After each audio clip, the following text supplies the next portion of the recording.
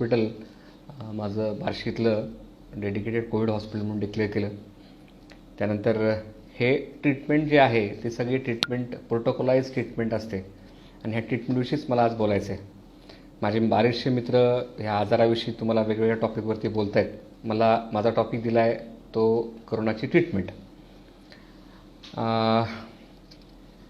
Corona कोविड-19 हा चायनामध्ये Wuhan शहरामध्ये चालू झालेला आजार भारतामध्ये जानेवारीमध्ये आला.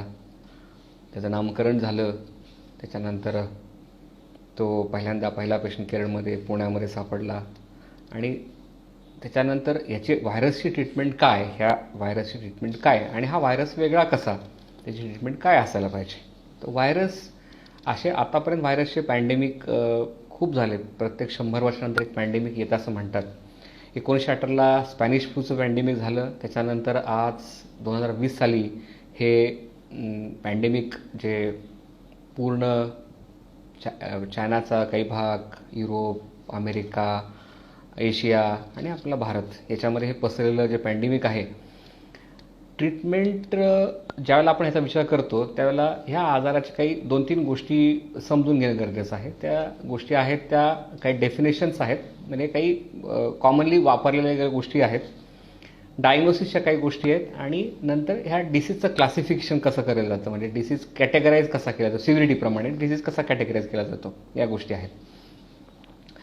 पहिल्यांदा मी असं म्हणेल की ILI आणि सारी ह्या 2 गोष्टी थोड्याशा कॉमनली वापरल्या गेल्या आहेत. ILI म्हणजे इन्फ्लुएन्झा लाईक सिम्पटम्स आणि सारीमध्ये सिव्हिअर ॲक्यूट रेस्पिरेटरी इन्फेक्शन. हे सर्व्हेलन्स डेफिनेशन म्हणून वापरले गेलेले आहे. म्हणजे ज्यांना ताप आहे, खोकला आहे, सर्दी झाली आहे, या अशा सगळ्या लोकांना घसा खवखवतोय, ह्याला आपण ILI म्हणतो. आणि सारीमध्ये severe acute respiratory tract infection, याच्यामध्ये पेशंटचा धाप लागते, ताप असतो आणि शरीरातलं ऑक्सिजनचं प्रमाण कमी होतं, त्याला सारी म्हणतात. याला सर्व्हिलन्स डेफिनेशन म्हणून वापरलं गेलेलं आहे. सारी हा आजार नाही, सारी हा एक ग्रुप ऑफ डिसीज आहे. त्याच्यामध्ये कोविड-19 पण आहे, स्वाईन फ्लू पण आहे, बॅक्टेरियल निमोनिया पण आहे. कुठल्या प्रकारचा निमोनिया हा सारीमध्ये बसू शकतो. पण हे डायग्नोसिस करताना सारी हा त्याचा इनिशियल पॉईंट मांडला गेलेला आहे. ILI हा minor respiratory upper respiratory symptoms आहेत आणि सारे हे मेजर रेस्पिरेटरी सिम्पटम्स आहेत.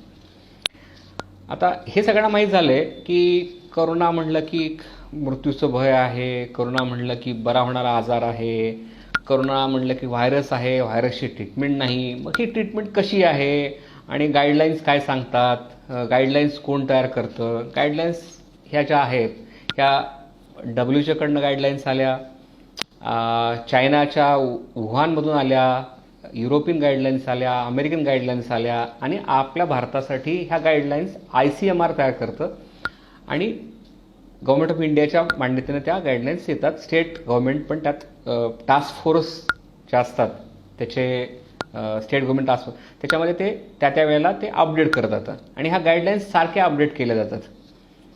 मग आता व्हायरसला ट्रीटमेंट नाही तर मग ह्याला ट्रीटमेंट कशी आहे. तर परत मी आणखी 1-2-3 गोष्टी, जसं ILI आणि सारीविषयी बोललो तसं या आजारामध्ये असलेल्या टप्प्यामध्ये बोलतो. हा आजार असिम्प्टमॅटिक पण असतो, म्हणजे पेशंटला कोरोनाचं इन्फेक्शन झालं आहे, कोविड-19चं इन्फेक्शन झालं आहे, पण सिम्पटम काहीच नाही आहेत. काही लोकांना ताप, सर्दी, खोकला ILIचे सिम्पटम्स असतील, काही लोकांना सारीचे सिम्पटम्स सुरू होतील आणि काही लोकांना एकदम मल्टी ऑर्गन फेल्युअरचे सिम्पटम्स येऊ शकतात. म्हणजे BP क्रॅश होणं, लघवी बंद पडणं, असे सिम्पटम्स पण येऊ शकतात. आता हे तुम्ही कसं, म्हणजे ट्रीटमेंट म्हणून कसं तुम्ही याचा वापर करता किंवा कुठल्या प्रोटोकॉलमध्ये कसं बसवलं जातं.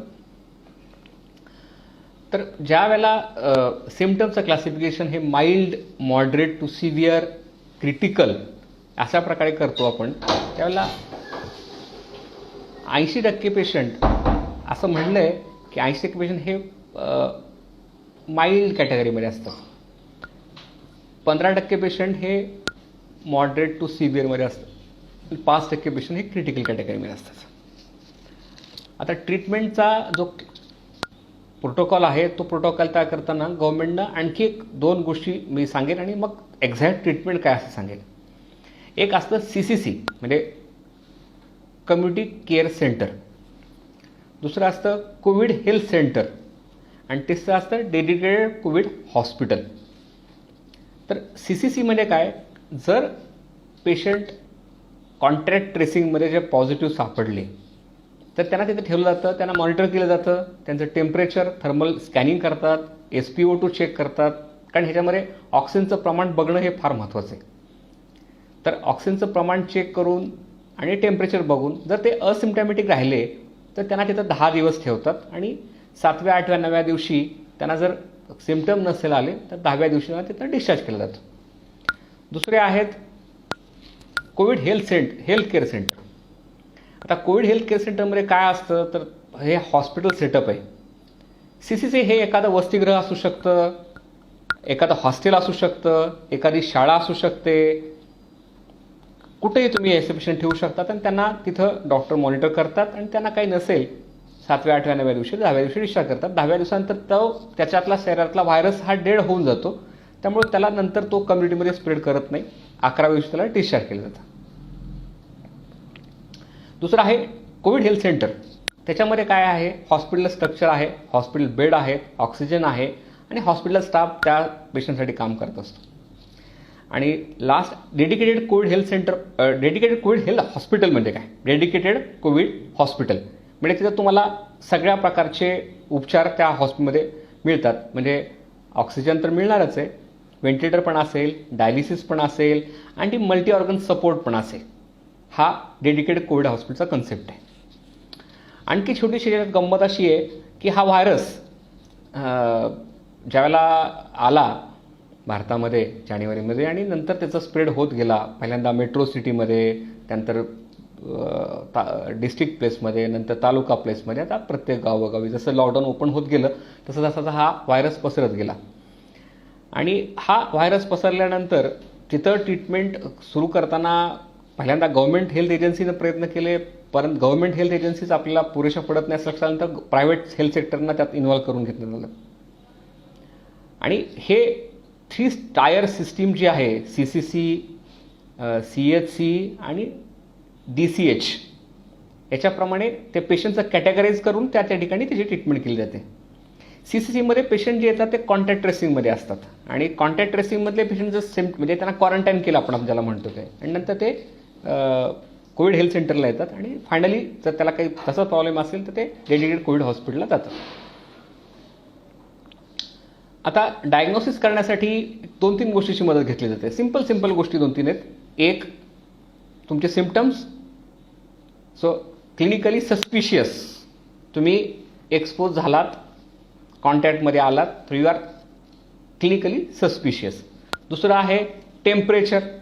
तिसरं आहे पल्स ऑक्सिमेट्री, ऑक्सिजनचं सॅच्युरेशन 94, 95, 90पर्यंत ॲक्सेप्टेबल म्हणू, 88पर्यंत ॲक्सेप्टेबल म्हणू, पण तुम्हाला ह्याच्यामध्ये धाप लागायला सुरू होते. बरं झालं असं होतं पेशंटला धाप लागतच नाही, त्याला म्हणतात हॅपी हायपॉक्सिया. हा एक इंटरेस्टिंग कन्सेप्ट आहे. आणि हायपॉक्सिया करेक्ट नाही झाला तर मग मात्र शरीरातले एक अवयव डॅमेज होत जातात आणि पेशंटचा डेथ होऊ शकते. तर ऑक्सिजन इज मस्ट.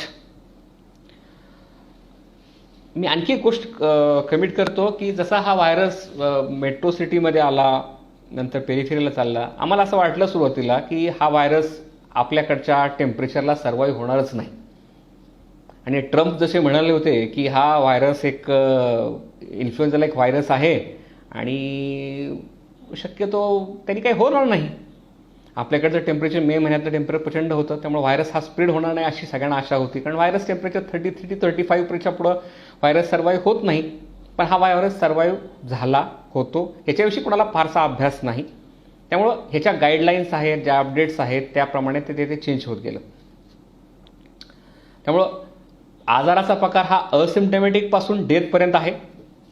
आजाराला 3 टायरमध्ये सिस्टीममध्ये ट्रीटमेंट दिली जाते आणि प्रत्येक पेशंटचं टेम्परेचर, थर्मल स्कॅनिंग, सॅच्युरेशन आणि मग काही इन्व्हेस्टिगेशन जे आहेत, एक्स-रे, इम्पॉर्टंट इन्व्हेस्टिगेशन, एक्स-रेमध्ये लंग शॅडो दिसतात, ओपेसिटी दिसते, निमोनिया म्हणतो आपण त्याला, आणि हा कोविड निमोनिया आहे, तर मग अशा पेशंटचा आपण थ्रोट स्वॅब, फॅरेंजियल स्वॅब ज्याला घेतात तो घेतो, नेझल स्वॅब पण घेता येतो, स्पुटम पण घेता येतं, ब्रॉन्कोस्कोपी पण करता येते, पण आपण कॉमनली थ्रोट स्वॅब किंवा नेझल स्वॅब घेतो, जे आपल्या डायग्नोस्टिक ॲक्युरसी एक 30-40% आहे. म्हणजे थ्रोट स्वॅब पॉझिटिव्ह नसेल तर तो कोविड नाही असं म्हणता येत नाही. CT scan is more sensitive. X-ray can give clue. So we have to have a clinically suspicious. आता कोविड केअर सेंटरमध्ये जे पेशंट आहेत ते सगळे असिम्प्टमॅटिक आहेत, त्यामुळे त्यांचं फक्त थर्मल स्कॅनिंग, टेम्परेचर आणि त्यांना ACQSची गोळी दिली जाते. आणि बाकी काही सिम्पटम्स असतील, सर्दी आहे तर अझिथ्रोमायसिन दिलं जातं, कफ सिरप दिलं जातं आणि त्यांना हाय प्रोटीन डाएट ॲडवाईज केलं जातं आणि ते आयसोलेटेड असतात, क्वारंटाईन पिरियडमध्ये असतात. हा 14 दिवसाचा होता, आता 10 दिवसाचा केला आहे.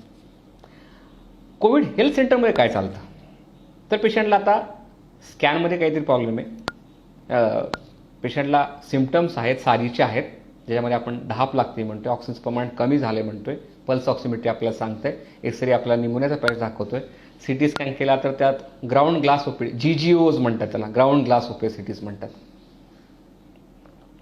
तर ह्या ग्राउंड ग्लास ओपेसिटीज जर असतील तर त्याच्यावरती ते डायग्नोसिस CT स्कॅनवरतं पॉझिटिव्ह म्हणलं. त्याची CT स्कॅनची सेन्सिटिव्हिटी थ्रोट स्वॅबपेक्षा चांगली आहे. आणि एकदा का हा स्वॅब पॉझिटिव्ह आला की आपण त्याला कन्फर्म केस म्हणतो, बाकीच्यांना कोविड सस्पेक्ट म्हणतो.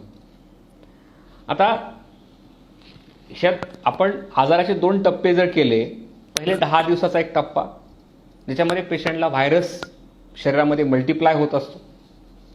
हा शरीरामध्ये कुठं जातो, नाकामध्ये जातो, श्वसननलिकेमध्ये जातो, फुफ्फुसामध्ये जातो आणि तिथं इन्फ्लेमेशन झाल्यानंतर पहिल्यांदा तुम्हाला ताप, खोकला, सर्दी असे सिम्पटम्स असतात. दुसऱ्या हाफमध्ये आपली बॉडी त्या व्हायरसला रिॲक्ट करायला लागते आणि ह्याचं काही प्रिडिक्शन नसते, त्यामुळे त्याला सायटोकाईन स्टॉर्म म्हणतात. तर पहिल्या 10 दिवसांमध्ये व्हायरेमिया पकडायचा आणि सेकंड एक 7 ते 11-12 थोडं पण व्हेरिएशन पकडून आपण 14 दिवसापर्यंत जरी पकडलं तर त्यावेळेला सायटोकाईन स्टॉर्म असतो. आता हा व्हायरस इतका धोकादायक आहे का? 2-3 गोष्टी आहेत. परत मी मागाशी म्हटल्याप्रमाणे ट्रम्पनं म्हटला की हा व्हायरस काही फ्लू लाईक आहे, मलाही तसंच वाटलं. पण ज्यावेळेला तो व्हायरस पेरिफेरीला आला त्यावेळेला लक्षात आलं की नाही, या एक पेशंट, एका माणसाला एक जर एक्सपोज झाला तर याचा R0 व्हॅल्यू जी आहे ती खूप जास्त आहे आणि एकाबरोबर सिम्पटम्स सुरू झाले सगळ्यांना तर बरेचसे प्रॉब्लेम्स येतात. आता ह्याच्यामध्ये आणखी एक शब्द आहे कोमॉर्बिडिटीज. म्हणजे काय, तर जो पेशंट डायबिटिक आहे, हायपरटेन्सिव्ह आहे, ज्याला हृदयविकार आहे, ज्याला डायलिसिस चालू आहे, ज्याचं ऑर्गन ट्रान्सप्लांट झालेलं आहे, ज्याला किमोथेरपी चालू आहे, अशा लोकांना या आजाराचा धोका जास्त असतो. आणि ह्या लोकांची काळजी घेणं जास्त महत्त्वाचं आहे, कारण शेवटी सगळ्यांना इन्फेक्शन होणार आहे, सगळ्यांना ट्रीटमेंट मिळणार आहे. यंग लोकांना काही होणार नाही, पण अबोव्ह 55 ज्या लोकांना कोमॉर्बिडिटीज आहेत त्यांना मृत्यूचा धोका जास्त आहे. आता मगाशी म्हटल्याप्रमाणे ट्रीटमेंट हा भाग माझ्याकडे, तर मी मुद्दामच सुरुवातीला ILI सारीविषयी बोललो, नंतर 3 टायर केअर सिस्टीमविषयी बोललो, पब्लिक प्रायव्हेट पार्टनरशिपविषयी बोललो आणि हा व्हायरसनं आपल्याला सगळ्यांना कसं फुल केलं आहे, चकवलं आहे, हे ह्या सगळ्या मेडिकल हेल्थ केअर फॅसिलिटीला चकवलं आहे.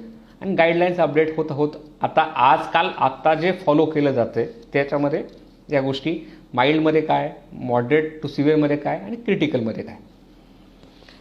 तर माइल्ड ज्यावेळेला इन्फेक्शन आहे त्यावेळेला तुम्हाला काही ट्रीटमेंटची गरज नसते, तुम्ही सेल्फ क्वारंटाईन होऊ शकता. म्हणजे तुम्ही कोविड पॉझिटिव्ह आहात, तुम्हाला ट्रीटमेंटची गरज आहे, पण व्हायरल इन्फेक्शन आहे, काही स्पेसिफिक ट्रीटमेंटची गरज नाही.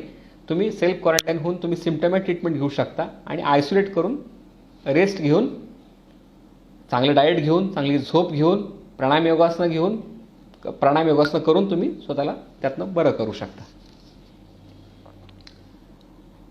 पण जर तुम्ही सारीच्या ग्रुपमध्ये गेला, ज्याला आपण मॉडरेट टू सिव्हिअर क्लास म्हणतोय, तर त्याला डायग्नोसिसला आपण एक्सरे, CT स्कॅन केला, काही ब्लड मार्कर पण असतात. म्हणजे जे ICMRनं सांगितलेले ब्लड मार्कर्स जे आहेत, D dimer test, ferritin test, सगळ्यात important CRP test, interleukin test, ह्या बाकीच्या टेस्ट केल्यानंतर आपल्याला कळतं की या पेशंटला आणखी ॲडिशनल काही काही प्रॉब्लेम येऊ शकतात. आता अँटीव्हायरल ड्रग जे आहेत, आतापर्यंत वेगवेगळे ड्रग ट्राय केले गेले. आपल्या प्रोटोकॉलमध्ये अजूनही ते सारीच्या ग्रुपमध्ये फ्लुव्हिर असलेला ड्रग आहेच आहे. अझिथ्रोमायसिन इन आउट होतं आहे, HCQS इन आउट होतं आहे. अँटीव्हायरल ड्रग कुठले आहेत तर लोपिनावीर रिटनोवीर हे जे कॉम्बिनेशन आहे ते पहिल्यांदा वापरलं गेलं. नंतर लक्षात आलं की ह्याचा काही फारसा उपयोग होत नाही, ट्रायल्समध्ये ते इतकं काही इफेक्टिव्ह असलं नाही, त्यामुळे ते ड्रग त्यातनं आता ऑलमोस्ट आउटडेटेड झाले. आता फॅबिफ्लू हे सगळ्यांनी आपल्याला नाव, फ्लॅविफिर हे जॅपानीज ड्रग आहे आणि ते माइल्ड केसेसमध्ये तुम्ही वापरू शकता, अँटीव्हायरल ड्रग. दुसरं रेमडेसिवीर नावाचं ड्रग आहे आणि हे ड्रग मॉडरेट टू सिव्हिअर क्लासमध्ये वापरतात. IV ड्रग आहे, थोडंसं कॉस्टली आहे, म्हणजे साधारणतः एका पेशंटला 6 व्हायलची गरज लागते असं आपण गृहीत धरलं तर एक 34-35 हजाराच्या आसपास त्याची कॉस्ट जाते. Antiviral drug. त्याच्यानंतर पेशंटला अँटीबायोटिक्स कुठले द्यायचे तर तुम्ही सेफ्ट्रायझनपासून पिप्रसिन टाझोबॅक्टमपर्यंत हे सुपरएडेड बॅक्टेरियल इन्फेक्शन दिले जातात. त्याला व्हायरससाठी हे काही अँटीबायोटिक्सचा काही रोल नसतो. पण आत्ताच्या घडीला, आत्ताच्या मोमेंटला रेमडेसिवीर हे ड्रग सगळ्यांनी ॲक्सेप्ट केलेलं ड्रग आहे. आणि जरी मी काही 2-3 उदाहरणावर म्हणत असलो तर खूप चांगले ड्रग आहे. फक्त अवेलेबिलिटीचा प्रॉब्लेम आहे. आपल्याकडं सिप्ला आणि हेट्रोफार्मा हे मार्केटमध्ये आणलेले आहे त्यांनी, आणि अवेलेबिलिटी जरी लिमिटेड असली तरी ज्यांना जनरली गरज आहे, ज्याचा व्हायरिमिया जास्त आहे, त्याला हे ड्रग खूप उपयुक्त आहे. हा ट्रीटमेंटचा एक भाग झाला अँटीव्हायरल ड्रग्स. तर 2 ड्रग सांगितले, फ्लॅविफिर त्याचा डोस थोडासा जास्त आहे. डोस 1800 mg डे 1ला, नंतर 800 mg, म्हणजे 9 गोळ्या सकाळी, 9 गोळ्या संध्याकाळी खायच्यात पेशंटनं. आणि दुसऱ्या दिवशी आपण 4 गोळ्या सकाळी, 4 गोळ्या संध्याकाळी, 800 mg BID. आणि माइल्ड केसमध्ये वापरत आहे. मॉडरेट टू सिव्हिअरमध्ये आपल्याला रेमडेसिवीर वापरायचं आहे. मिळत नव्हतं, मिळतंय. थोडंसं आणखी प्रॉब्लेम आहे, गव्हर्नमेंट त्यासाठी ट्राय करते. 2 फार्मा कंपन्या त्यामध्ये आहेत आणि रिझल्ट रेमडेसिवीरचे खूप चांगले आहे असं मलाही वाटतं. आता अँटीबायोटिक्स वापरले, ऑक्सिजन दिला, अँटीव्हायरल ड्रग वापरले, आणखी काय होऊ शकतं पेशंटला? थ्रोम्बोसिस. हा व्हायरस थ्रोम्बोजेनिक आहे. हा इंटरेस्टिंग कन्सेप्ट आहे, थ्रोम्बोजेनिक व्हायरस. तर हा थ्रोम्बोजेनिक व्हायरस आहे म्हणजे तो काय करतो की आपल्या फुफ्फुसातल्या रक्तवाहिन्यामध्येच ब्लड क्लॉट तयार करतो आणि तो ब्लड क्लॉट झाल्यानंतर आपल्या व्हेंटिलेशन परफ्युजन मिसमॅच याला म्हणतात, तसा प्रकार होतो. म्हणजे ऑक्सिजन लंग्समध्ये जरी गेला तर तो रक्तवाहिन्यात पोचत नाही, त्यामुळे शरीरात पोचत नाही. आणि त्यावेळेला आपण बघतो पल्स ऑक्सिमेट्रीवरती किंवा हॉस्पिटलमध्ये आर्टेरियल ब्लड गॅसवरती, त्यावेळेला तो ऑक्सिजनचं प्रमाण फार कमी दिसायला लागतं आपल्याला. त्यामुळे पेशंटला ऑक्सिजनची गरज आहेच आहे. पण मग या पेशंटला हिपॅरिनची पण गरज आहे, कारण हा थ्रोम्बोजेनिक व्हायरस आहे, त्याला हिपॅरिनची गरज लागणार आहे. त्यामुळे तुम्हाला हिपॅरिन पण देतात. पेशंटला जर हायपॉक्सिया असेल, ऑक्सिजनचं प्रमाण कमी असेल तर LMWH हे ड्रग जे आहे ते 0.40 mg सबक्यूट BID या डोसमध्ये वापरलं जातं. ते युजली हृदयविकारामध्ये फार कॉमन वापरलं जातं किंवा ज्या ठिकाणी बॉडीमध्ये क्लॉटिंग होतं त्या ठिकाणी वापरतात. पण हा थ्रोम्बोजिक व्हायरस असल्यामुळे ह्याच्यामध्ये पण ते वापरलं जाते. तिसरं आहे अँटी इन्फ्लेमेटरी ड्रग कुठलं वापरायचं का? तर हो, अगोदर सगळेजण मिथाइल प्रेडनिसोलोन वापरत होते.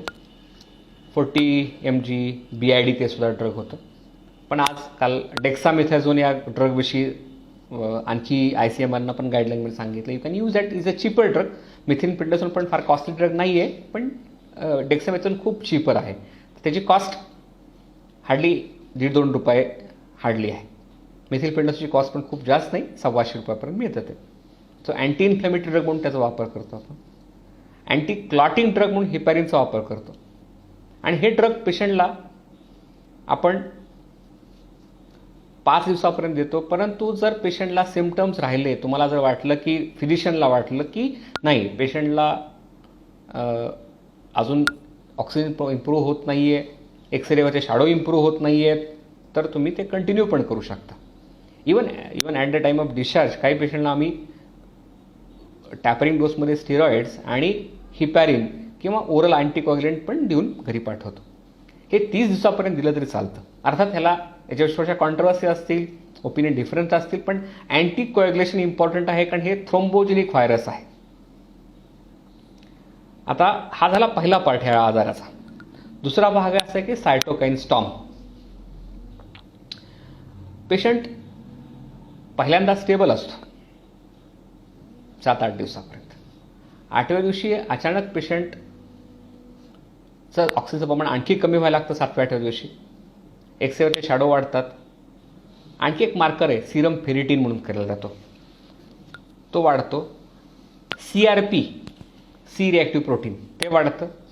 आणि जर शक्य असेल तर इंटरल्युकिन 6 हा मार्कर आहे इंटरल्युकिन, तो वाढतो. आणि एक्सरे शॅडो वाढतात, फेरिटीन वाढतं, ऑक्सिजनचं प्रमाण कमी व्हायला लागतं. आणि आम्ही असं लक्षात येतं की हा पेशंट बहुतेक सायटोकाईन स्टॉर्ममध्ये चालला आहे. हा पण एक डेडली इव्हेंट असू शकतो. आता हा डेडली इव्हेंट आपण कसं थांबवणार किंवा कसं त्याच्यावर मात करणार, तर त्याला काय ट्रीटमेंट काही आहे का? तर हे ऑफ लेवल इंडिकेशन म्हणतात त्याला. टोसिलिझुमॅब हे ड्रग आहे, 400 mg इन्फ्युजनमध्ये दिलं जातं. आणि त्या सायटोकाईन स्टॉर्मवरती एक 24-48 आवर्समध्ये डेफिनेटली त्याच्यामध्ये इम्प्रूव्हमेंट दिसते. मी 4-5 पेशंटमध्ये वापरलं, एक्सलंट रिझल्ट्स आहेत. आणि पेशंट सायटोकाईन स्टॉर्ममधून एकदा बाहेर आला, वायरेमियामधून बाहेर आला, तर तो पेशंट ऑक्सिजनवरती पण बाहेर येतो आणि पेशंट रिकव्हरी स्टेजमध्ये असतो आणि डिस्चार्ज येऊ शकतो. Before discharge we send a swab and that swab should be negative. मग डेथ कोणाची होती आहे? जे कोमॉर्बिड्स आहेत त्या लोकांना मात्र हे सायटोकाईन स्टॉर्म आलं आणि जर कोमॉर्बिडिटी असतील तर even with best of treatment हे जे 5% लोक आहेत, 80, 15 आणि 5, तर 80% तर लोकांना काही होणारच नाही आहे. 15% लोकांना हा थोडा त्रासदायक आजार होऊ शकतो, पण त्यांना आपण मृत्यूपासून वाचवू शकतो जे पॉसिबल ट्रीटमेंट आहे. 5% लोकांना मात्र वाचवणं थोडं अवघड जातं, पण काही लोक त्यातले रिस्पॉन्ड करतात आणि आजही त्याचा मृत्यूदर 2% असाच पकडला जातो आहे. परंतु हा प्रत्येक रिजन वाईज बदलतो आहे. सोलापूरचा मृत्यूदर जास्त असेल, धुळ्याकडचा मृत्यूदर जास्त असेल, तर ह्या व्हायरसचं पण काही स्ट्रेन वेगवेगळे आहेत का हे RNA व्हायरसचे, याच्याविषयी वादावादाचा विषय. परंतु हा स्ट्रेन कुठला आहे ह्याचा स्टडी लॅबोरेटरीमध्येच होऊ शकतो. आपण तर त्याला विषय काही सांगू शकत नाही. पण क्लिनिकली काही व्हायरस काही ठिकाणी काही एरियामध्ये तो फार वेगळ्या प्रकारे वागू शकतो. सोलापूरचा मृत्यू जास्त असायचं कारण तिथं विडी कामगार उद्योग आहे, पॉवर लूम्स आहेत. आणि काही लोकांनी सुरुवातीला ह्याच्यामध्ये कॉन्टॅक्ट ट्रेसिंगमध्ये आजार लपवल्यामुळं तो आजार काही बिघडला आणि तो बिघडलेला आजार ज्यावेळेला ट्रीट करायची वेळ आली त्याला ते आउट ऑफ कंट्रोल गेलेला आजार. मेडिकल सायन्सला पण लिमिटेशन्स आहेत, त्याच्यामुळे ते होत नाही. आता हे अँटीव्हायरल ड्रग्स, अँटीबायोटिक्स, हिपॅरिन, टोसिलिझुमॅब या ड्रगविषयी मी बोललो तुमच्याशी. आणखी एक गोष्ट करतात त्याच्यामध्ये, एक इंटरेस्टिंग गोष्ट आहे, सोपी गोष्ट आहे, त्याला काही 1 रुपया लागत नाही. त्याला म्हणतात CRP प्रोटोकॉल, कोविड अवेक रिपोझिशनिंग आणि प्रोनिंग. याच्यामध्ये काय करतात, पेशंटला 2 तास आपल्या नेहमीच्या पोझिशनमध्ये झोपलेला असतो, त्याला थोडंसं बॅक रेस्ट देऊन प्रॉप्टअप केलेला असतो. तो राईट लॅटरल म्हणजे उजव्या अंगावर, डाव्या अंगावर, आणि अक्षरशः आपण पालतं झोपतो तसं पालतं झोपायचं. मान एका साईडला ठेवायची, पेशंटला ऑक्सिजन चालू असेल किंवा नसेल. पण पालतं झोपल्यानंतर सुद्धा पेशंटच्या शरीरातलं ऑक्सिजनचं प्रमाण वाढतं. So target is to improve the oxygenation anyhow with oxygen.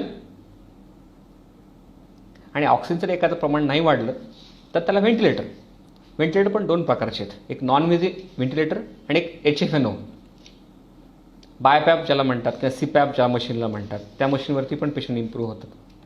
आणि हाय फ्रिक्वेन्सी नेझल ऑक्सिजन म्हणजे ऑक्सिजन देण्याच्या ज्या वेगवेगळ्या प्रकृती आहेत, पद्धती आहेत, ऑक्सिजन मास्क असतो, वेंचुरी मास्क असतो, त्याच्यानंतर वेंचुरी मास्कसुद्धा 15 लिटरच्या पुढे ऑक्सिजन देऊ शकत नाही. तर त्याला हाय फ्रिक्वेन्सी नेझल ऑक्सिजन नावाचा मशीन आहे, व्हेंटिलेटरसारखंच आहे, नेझल प्रॉंगनं देतात, त्याचं टेम्परेचर मेंटेन केलं जातं आणि हाय फ्लो असल्यामुळं पेशंट खूप चांगल्या प्रकारे इम्प्रूव्ह होतात. मी पण माझ्या हॉस्पिटलमध्ये एक HFNO मागून घेतलं. पेशंटचं ऑक्सिजन प्रमाण वाढत नव्हतं. बायपॅकवरती पेशंटला सफोकेशन होतं, काही वेळेला ते पेशंट लोक टॉलरेट करत नाहीत. पेशंट जर कॉपरेट करत असेल तर तुम्ही बायपॅक वापरू शकत नाही किंवा NIV वापरू शकत नाही, नॉन यूज व्हेंटिलेशन. आणि HFNO मात्र पेशंट कॉपरेटिव्ह असतो, टॉलरंट राहतो आणि खूप चांगल्या प्रकारे इम्प्रूव्ह होतो असं वाटतं. आणि शेवटी पेशंट जर याच्यातूनही ऑक्सिजन त्याचं इम्प्रूव्ह होत नसेल तर त्याला व्हेंटिलेट केलं जातं. म्हणजे त्याला प्रॉपर इंट्युबेशन करून, मी 2-3 शब्द वापरेल की त्याला व्हेडिओलर एंगोस्कोपिक इंट्युबेशन, ॲक्रिलिक बॉक्स असतो, डॉक्टरने पूर्ण PPE किट घातलेलं असतं, कारण इथं एरोसोल जनरेशन खूप असतं, म्हणजे व्हायरल पार्टिकल खूप बाहेर पडू शकतात आणि त्यामुळं जो प्रोसिजर करतो, जो हेल्थ केअर वर्कर आहे, तोही अफेक्ट होण्याची शक्यता असते. अशा वेळेला विथ ऑल ड्यू प्रिकॉशन्स त्या पेशंटला इंट्युबेट करून व्हेंटिलेटर घेतलं जातं आणि व्हेंटिलेटरवरती पण 100% FiO2 ऑक्सिजन देऊन त्याला त्यातनं बाहेर काढण्याचा प्रयत्न केला जातो. याच्यामध्ये मात्र mortality even best of centre, America, Europe, 80% लोक इंट्युबेट केलेले पेशंट इम्प्रूव्ह नाही झाले, 20% लोक इम्प्रूव्ह झाले. त्यामुळं ती मात्र धोक्याची घंटा असू शकते की एकदा तुम्ही इंट्युबेट व्हेंटिलेट झाला, मृत्यू होईल असं नाही, पण 80% 10तल्या 8 पेशंट मात्र मृत्यू होण्याची शक्यता जास्त. हे अमेरिकेतलं स्टॅटिस्टिक्स आहे, भारतातलं स्टॅटिस्टिक्स अजून तयार व्हायचं आहे. इंट्युबेट केल्यानंतर किती पेशंट चांगले झाले. आणि मग एकदा जर ते ओल्ड एज असेल, ते सायटोकाइन स्टॉर्ममध्ये गेलं असेल, इंट्युबेट झाला असेल, तर मृत्यू मात्र जवळ आला, समीप आला असं म्हणावं लागतं. पण आपण आता ज्या आपल्याला उपलब्ध उपचार पद्धती आहेत, त्या उपचार पद्धतीतून पेशंटला जर प्रॉपर क्लासिफाय करून पेशंटला जर ते हायपॉक्सिया अर्ली डिटेक्ट केला, टेम्परेचर त्यात चांगलं कंट्रोल केलं, जे अवेलेबल ड्रग्ज वापरले, तरीही आपण 95% तर नक्कीच, राहिलेल्या 5% काही लोकांना आपण वाचू शकतो. हा इनिशियल स्टडी असल्यामुळे तो इनिशियल रिपोर्टप्रमाणे मी बोलतोय. हे आपल्याकडचं स्टॅटिस्टिक्स कदाचित अजून 2-3 महिन्यानंतर ते बाहेर पडेल की आपण किती लोकांना वाचू शकलो, किती लोक गेले. त्यामुळं बाकीच्या ज्या माझे कलिग डॉक्टर्स बोलणार आहेत त्याच्याविषयी ते हाऊ टू प्रिव्हेंट, कारण एकदा prevention is better than cure. लॉकडाऊनचा उपयोग आपला काय झाला तर त्याचे 2 उपयोग झाले की हेल्थ केअर स्ट्रक्चरवरती फार लोड आलो नाही. दुसरं, आपल्याकडे PPE किटच नव्हते हो सुरुवातीला, आणि हे PPE किटमध्ये रुटीन PPE किट नाही आहेत, हे स्पेशल PPE किट आहेत. त्या डॉक्टरांना काम करायचं, स्टाफना काम करायचं, हे डिफिकल्ट PPE किट आहेत. पण लॉकडाऊनचा उपयोग आपल्याला PPE किट तयार करण्यात आपले लोकल इंडियन मॅन्युफॅक्चर डिमांड झाले, त्यामुळे PPE किट अवेलेबल झाले. आपला आजार चांगल्यापैकी समजला आणि त्याच्याप्रती उपचार करू शकलो. जर हा आजार त्याच वेळेला पूर्ण भारतात पसरला असता तर हेल्थ स्ट्रक्चर पूर्ण कोलमडून गेलं असतं. ते अजूनही थोडं कधी कोलमडल्यासारखं वाटतं, पण त्याच्यावरती कंट्रोल आणण्यासाठी सर्वांनी मिळून प्रयत्न केला तरच उपयोगाचा आहे. समाजाचा दृष्टिकोन, लोकांची सायकोलॉजी, ह्याच्याविषयी माझे बाकीचे कलिग मित्र बोलतीलच. मी थोडंसं जास्तच बोललो आहे, पण सध्याचे काही पॉसिबल आहे व्हेंटिलेटर्स किंवा ड्रग ट्रीटमेंट, ऑक्सिजन थेरपी, हेच गोष्टी आहेत. आणि ह्या गोष्टीचा उपयोग करून पेशंटला आपल्याला ह्या करोनाच्या मृत्यूच्या जाळ्यातून बाहेर काढता येतं. धन्यवाद. मी बराच बोललो आणि वैभवला मी परत स्पेशल थँक्यू म्हणेल की मला हे सगळं या माझ्या हॉस्पिटलच्या ट्रान्झिशनमध्ये नेमकं मला हा टॉक द्यावा लागतो आहे, हे माझं सुदैवच म्हणावं लागेल. आणि आपण मला ऐकण्याचं हे केलं. धन्यवाद. थँक्यू.